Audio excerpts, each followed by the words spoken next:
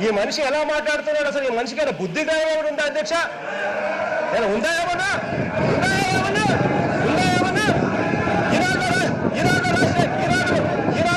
రాష్ట్రాన్ని ఇక్కడికి వచ్చి మాట్లాడితే ఎలా ఉంటుంది? ఎలా ఉంటుందా? బుద్ధుందా ఏమన్నా?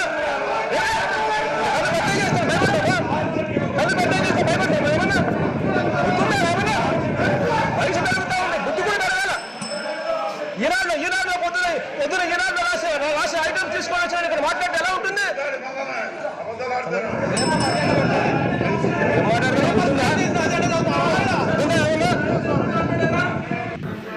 ప్రజలందరూ టీవీల దగ్గర చూస్తున్నారు పవన్ కళ్యాణ్ గారు.